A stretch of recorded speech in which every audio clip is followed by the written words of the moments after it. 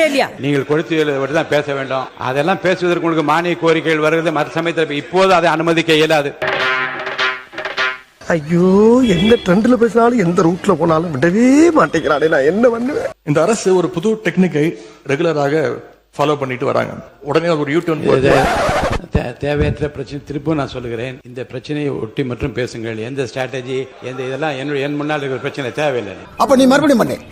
மறுபடியும் முதல்ல போற போக்க பார்த்தா வார கணக்குல திறக்க மாட்டானுக்கு போல் இருக்குது. 13 பேர் கொண்ட ஒரு குழு போகுதுன்னு திரும்பி அவர் சொன்னது உண்மையா? மீண்டும் அதையே திருப்பி திருப்பி நம்முடைய எதிர்க்கட்சி தலைவர்கள் அரசியல் ரீதியாக பேசி வருவது சரியாக இருக்காது.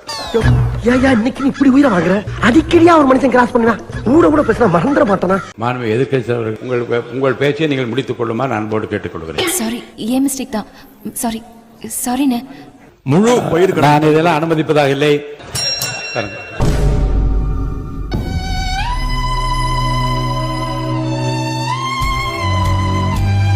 குறுவையில நஷ்டத்தை சந்திச்சிருக்கக்கூடிய விவசாயிகளுக்கு ஸ்பெஷல் பேக்கேஜ் சொல்லி 134 கோடி அறிவிச்சிருக்கிறீங்க. அதை எத்தனை பேருக்கு கொடுத்திருக்கிறீங்க என்பதை இந்த அவையில தெரிவிக்க வேண்டும். மாண்புமிகு பொதுப்பணித்துறை அமைச்சர்,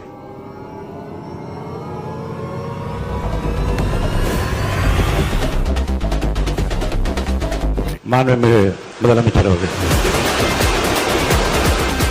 காவிரி நமக்கு உயிர் ஆதாரம், நம்மளோட உணர்வு ரீதியான ஒண்ணு. அதை வச்சு அரசியல் பண்ற எண்ணம் துளி கூட நம்ம அரசுக்கு இல்லை. நான் நினைச்சா பண்ணலாம், ஆனா பண்ண மாட்டேன். கர்நாடகாவில் சில அணைகள் கட்ட ஆரம்பிச்சதை பத்தியும் இதே அவையில 1969ல ஒரு விவாதம் நடந்திருக்கு. அப்போ நீர்வளத்துறை அமைச்சரா இருந்தது யாரு? வேற யாரு? நான் தான். அப்போ நீர்வளத்துறை அமைச்சரா இருந்தது யாரு? அப்ப அணை கட்ட விட்டது ஏன்னு கேட்டு அந்த மாதிரி சீப் பாலிடிக்ஸ்லாம் நான் பண்ண விரும்பல.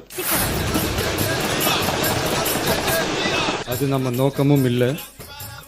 ஏன்னா காவிரி பிரச்சனையில சம்பந்தப்பட்ட 2 மாநிலங்களும் ஒன்றிய அரசும் உட்கார்ந்து முடிவெடுக்கணும்னு 1969லயே இந்த சபையில பேசி இருக்கிறாங்க. அதுக்கப்புறம் நிலைமை வேற மாதிரி எல்லாம் போயிடுச்சுன்னு நம்ம எல்லாருக்குமே தெரிஞ்சதுதான். ஐயோ டேய், அவன் தான்டா இன்னைக்கு பெரிய வேலை பார்த்து விட்டு போயிட்டான். அந்த குறுவை சாகுபடிக்கு அந்த நிவாரணம் ஏற்கனவே கொடுத்தாச்சு, வழங்கியாச்சு.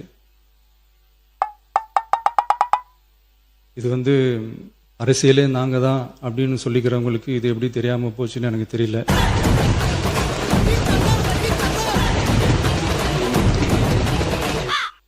முன்ன பின்ன பேப்பர் படிச்சிருந்தா நாட்டில் என்ன நடக்குதுன்னு தெரிஞ்சிருக்கும்.